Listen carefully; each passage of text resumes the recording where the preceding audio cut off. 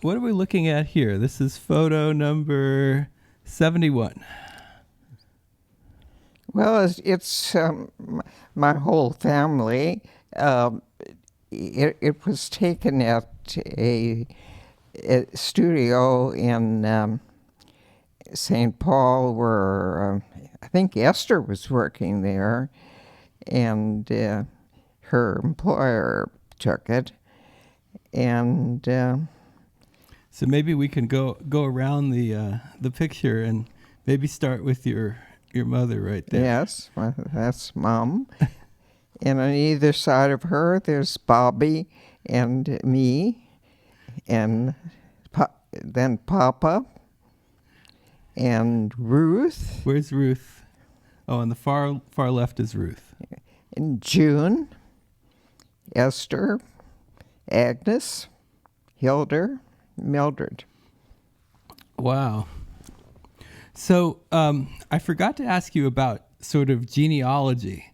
So what was your mother's maiden name? Anderson. Anderson. And your father was obviously Johnson, right? No, it was Alexanderson. But when he was entering U.S. for permanent residence, they said, that's too long a name. I guess the man couldn't spell it. He said, what's your father's first name? And he said, John. Well, so he's Johnson. Oh, really? I see. That's how it worked. But somewhere way back, his people were called Björnberger. Björnberger? Bear people. And they were all big people, tall and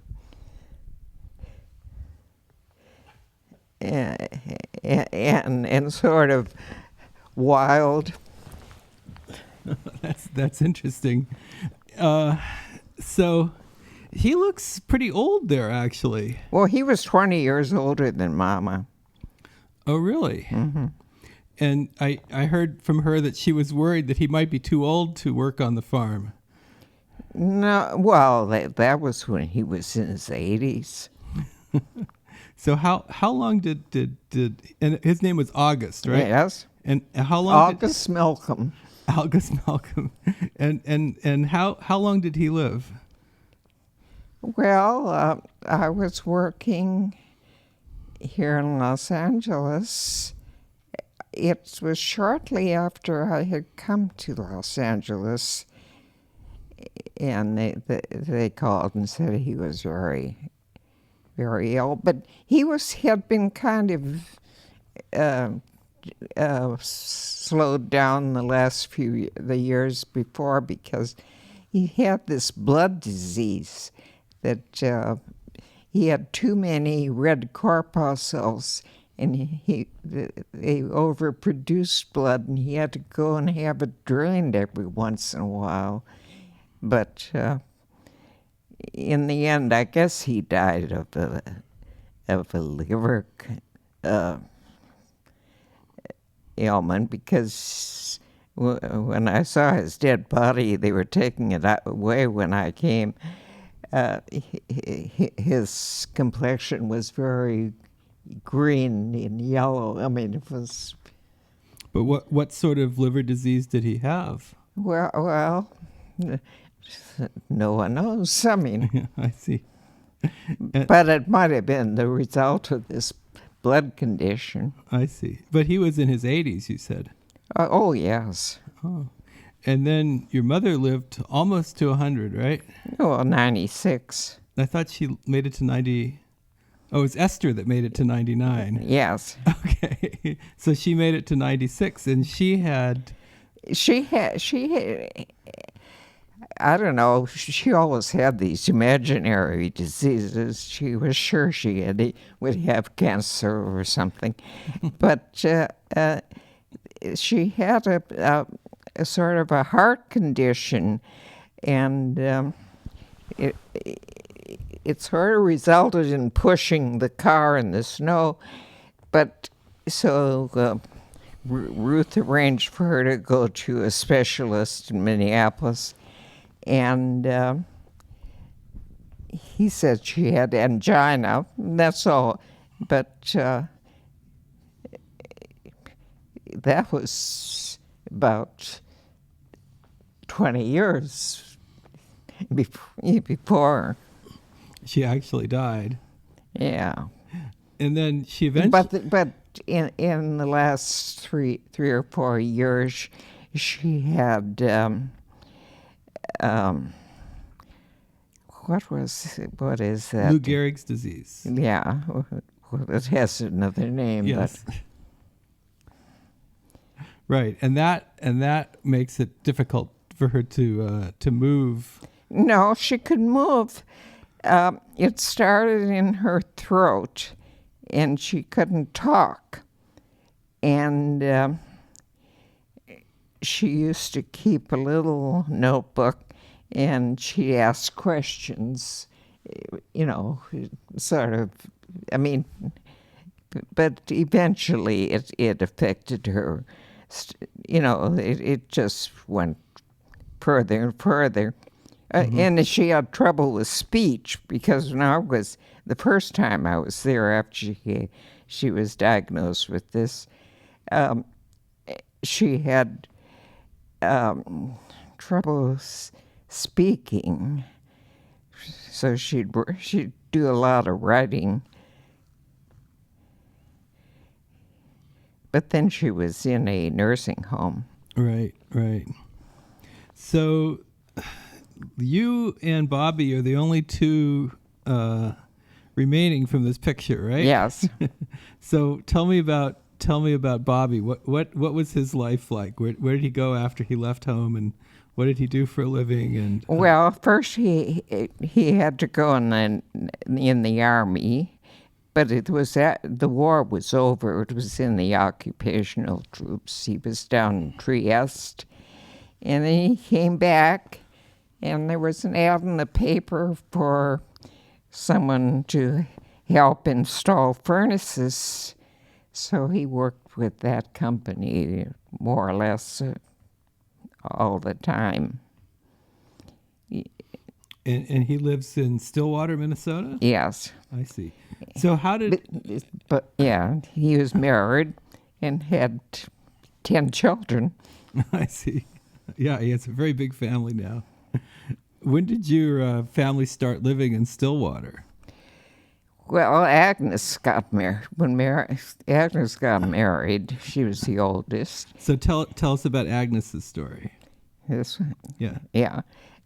She was married to Art, and it was during the Depression, and they had a rather difficult time, but they got along.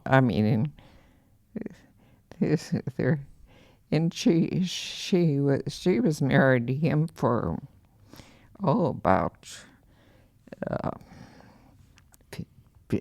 15, 20 years, and then he died, and then she tried a second marriage, which didn't work out at all.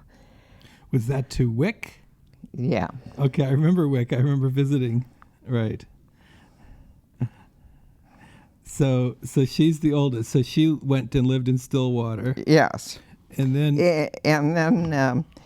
well, Esther and Mildred worked in St. Paul, but Ruth and Hilda went to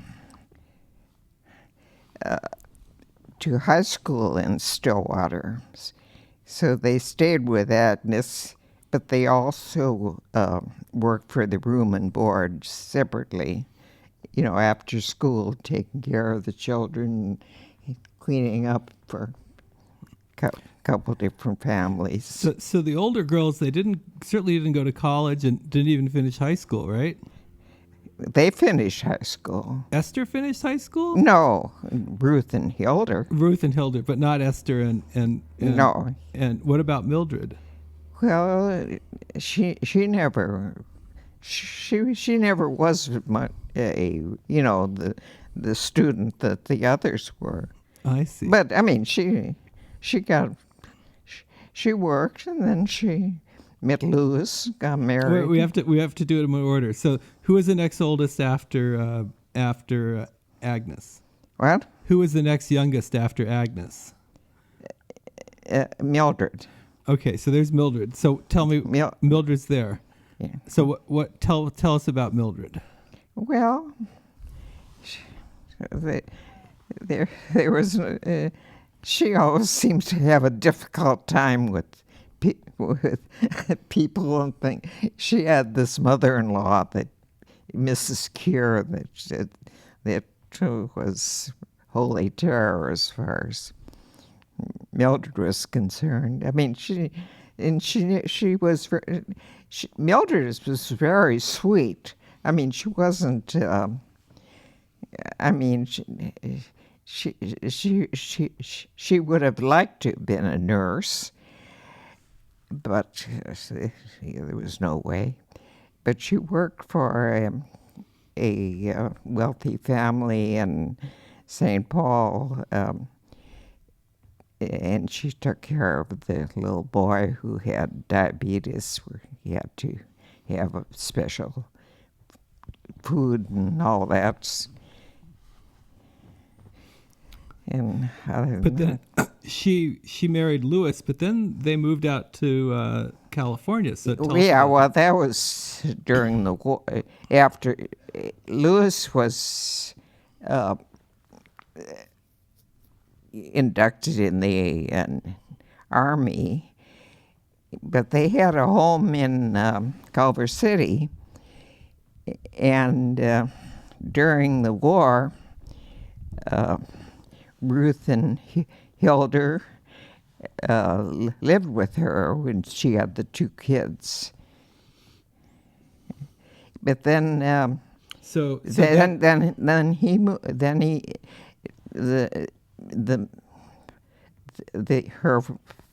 in-laws moved to California, and then Lewis decided that maybe there was more work in California.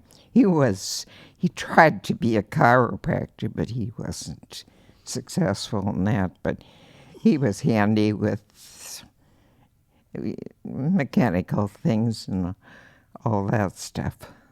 So they moved out to California, and which of the sisters came along? Well, I think Ruth was there a long time, and Esther and Hilder. They all lived in California. Oh, I see. So tell us about, who's the next youngest after Esther? No, after Mildred. Esther. Oh, Esther. Okay, so tell us about Esther. Well, it's only 5% left. It's all right. What you know as much about her as I do. You're supposed to tell everybody, though. She had very little formal education, because when she was in 6th grade, the teacher said, "I think you're ready for the state board." So she passed. So that's all the formal education she had.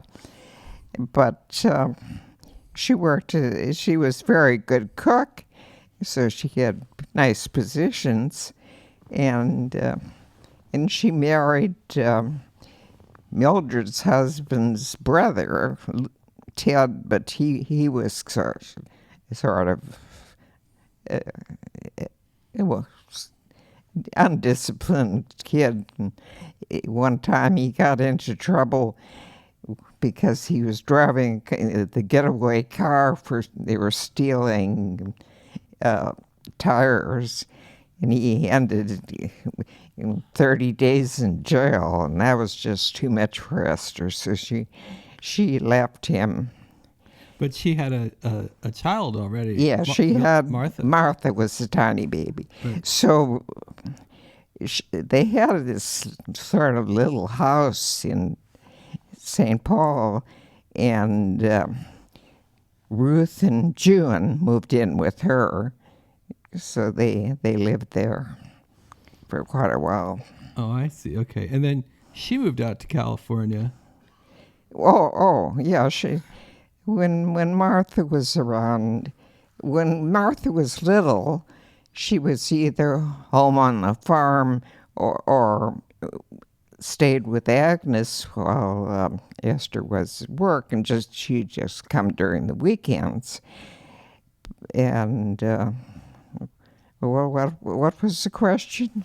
Oh, when did she move to California? Well, I don't know. It was.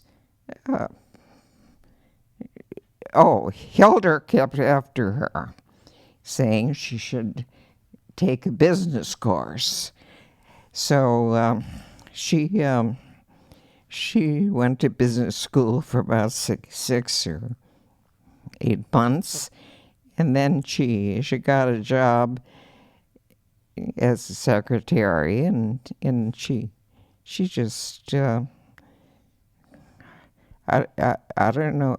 I guess Mildred sort of encouraged her to come to California, so she came here, and she worked for a company that made oil machinery, and I thought she was a legal secretary. well, she was the secretary to the attorney at the corporation. Oh, I see. Okay. So then, when she went to California, Ruth took her apartment. Ruth was working at Sears and Roebuck. She was an auditor. Sometimes she'd have to go to Chicago, where the main office was, and I lived with her while I was going to school in at McAllister College, and then she got a job with the U.S. government in the what is decoding messages? What's that, cryptology? Oh, really? Yeah. Was that during the war? Yeah, and so she worked there, and but she was still in Minnesota? Well, no, she moved to Washington, D.C. Oh, really? But how did she get from Minnesota to Washington, D.C.? Well, when she applied for the job, and I see. And she got it, so but the job was in Washington. I get it. So she worked there. Mm-hmm. And then she stayed there. Yeah, she lived there for, till Chris was fairly grown up. And she never married, but she wanted to have a baby, so she did it. She got pregnant. She had Chris. I see. Yeah, so she lived in Washington, D.C. her whole life. Okay, and then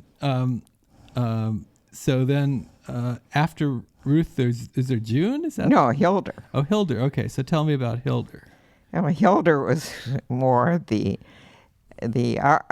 she always wanted to be a musician, and she took harp lessons, and she rented a harp, and she married Lawrence, who was this Chirothesian minister.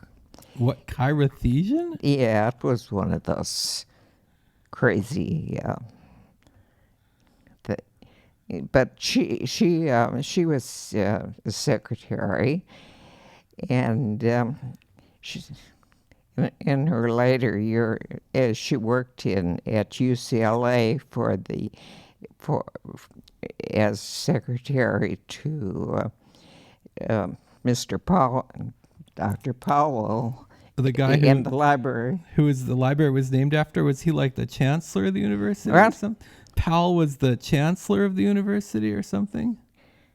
What do you mean? It's called the Powell Library that Yeah, they named after him, but I don't think he was the librarian, was he? Or Well, he was the head librarian. oh, he was the head librarian. Okay. Yeah. Wow. Shows how much I know about UCLA. That's very interesting. And I know Esther said that they used to come out to UCLA and stay there and visit sometimes. Well, well, I don't know. They had a small apartment in Hollywood, and then Lawrence got his degree in philosophy, and they worked for a church there, and that was where she was living when she died. That was about shortly after I had come to,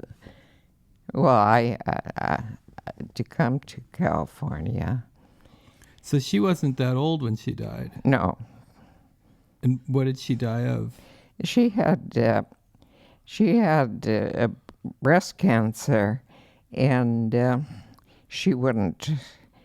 This crazy religion didn't believe in doctors, and she just slowly.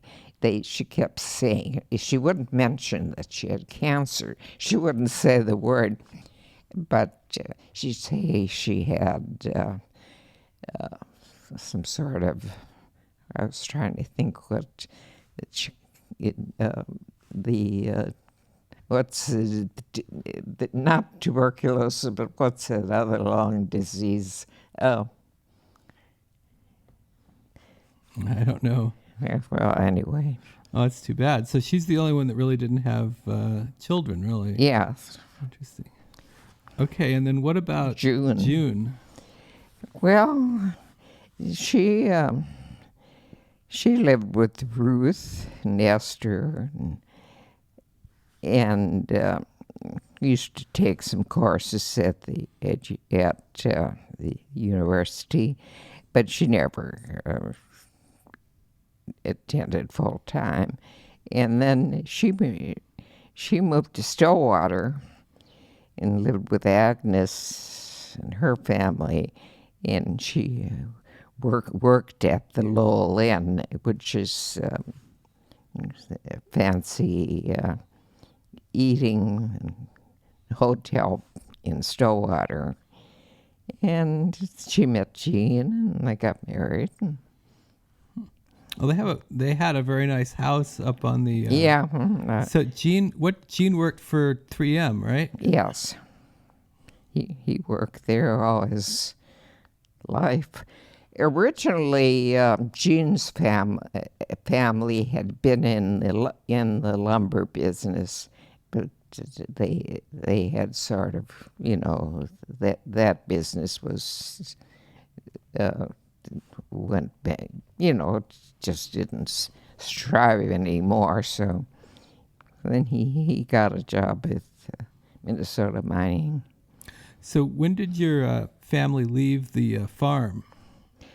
Well, I don't know, about that same time. So,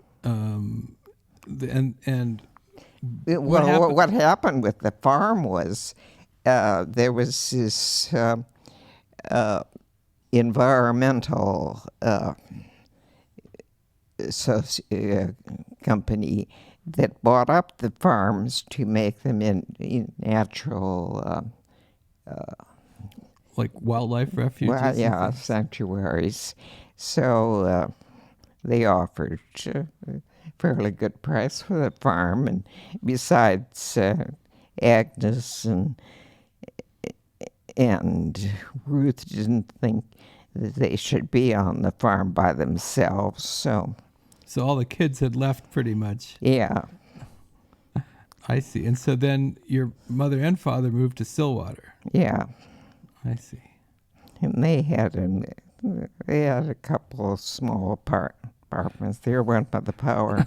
Okay. So they lived in small apartments. What? They lived in small apartments. Yeah. So then, so where we last left you had, I guess, a job working there in, was it near the fort? Yeah. Okay. And then you had finished, or you had quit going to college. Yeah, I didn't go back. And then I went to Sweden. Right. And then when I came back from Sweden, Mama went straight home. But I went to Washington, visited with Ruth for a couple weeks. And then Esther, meanwhile, had moved to Hartford, Connecticut. And I moved up there and got a job with the Aetna Insurance Company.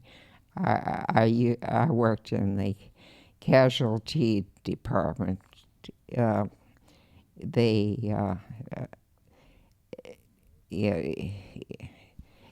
was actually the statistical department, and I worked there for about 3 years. What kind of work did you do there in Connecticut? Well, the Aetna was a huge company, and this was the home office, and we would code all the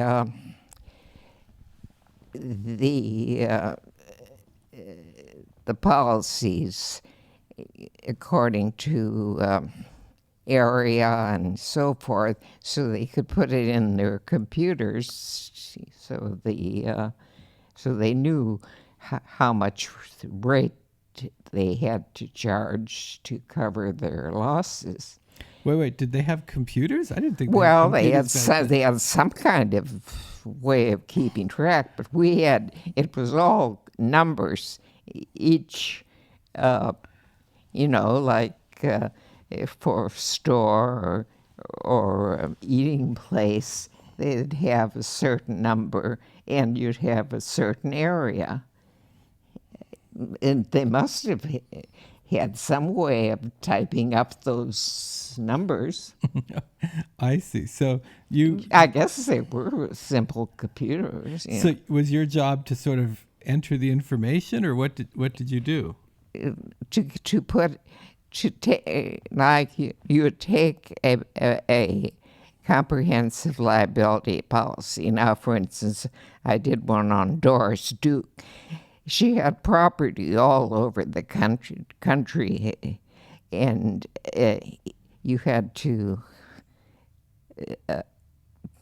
determine how much. Well, the policy was already written at a certain amount, but you had to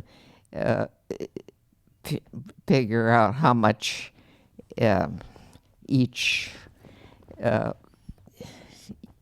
area, how the percent of premium would apply, and how the losses were against that area, and that's how they determine rates. Okay, and so was your job to determine the rates, or you just helped compile the information? No, I in the just computers? compiled the information, turned it over to an underwriter. And what was your life like there in Connecticut? Oh, it was fine. I lived with No, I got a place for myself. I just a room, and I'd had my meals at work, and I, they were real nice people I lived with. Uh, there was the elderly mother and sort of a crippled sis daughter, and they'd had another daughter, but who apparently got married, so they had this extra room in this apartment house, and besides they every morning when I got up there, she had the coffee ready and toast, and I mean, they really were, unusually nice people. But then Esther, she had been living with, sharing a house with a woman with a child. Her name was Mrs. Paige, and then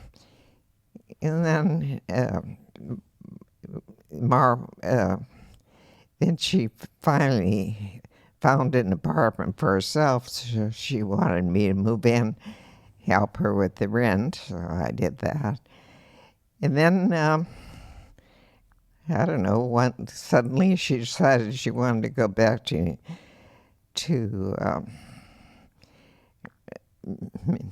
California.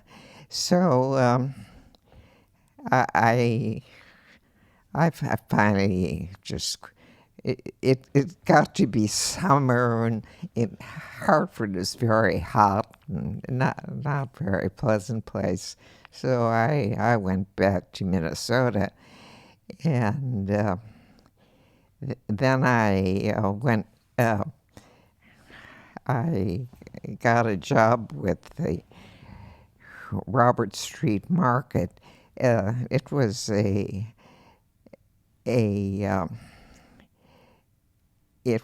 meat market and a grocery section and liquor section and regular and fruit, and this was all subdivided. Each one was a separate owner, managed his little department. So I had to, take care of the banking and pay their share of the bills and all that sort of stuff.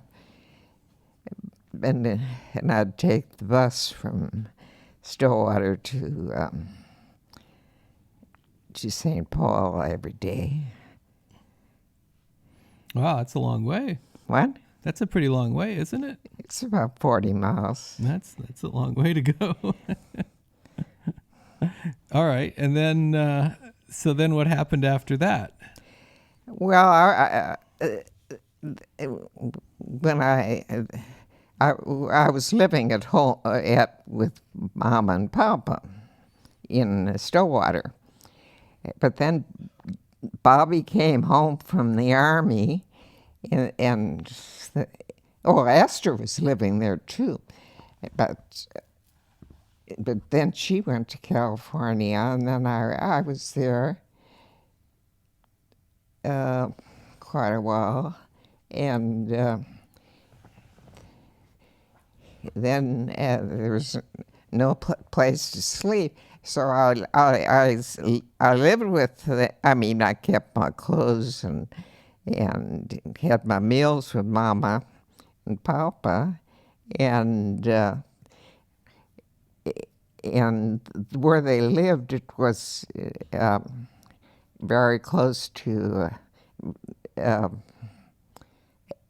Agnes's. So I would go over there and sleep. I just had to go through the back.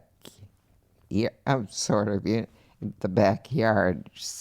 Mm-hmm. They were that close. I see. So then, okay. So then you had then after that, did you eventually come out to California, or what happened? Well, I worked for Pritzker for about 3 years, and it was I was living. We were it was a good mile uphill to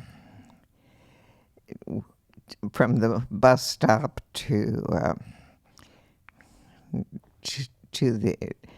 the apartment that Mama was living, and it was a very cold winter, and it was so cold and icy, and I just said, well, why not go to California? So you finally decided to. Had you been to California before? No. I see. It was real thrilling to see palm when I woke up was in the train, and we were coming into, to the Central Valley or wherever the train comes in from the east. And to see palm trees, that was really something. Very exciting. Okay. Yeah, and then I was living with Esther, and she had a boyfriend then. And when I first arrived, he took us for a drive. We drove down to Long Beach and saw all the oil the derricks for the oil well. That was kind of interesting. And we'd go to the beach on Saturdays and Sundays. And so that's about it.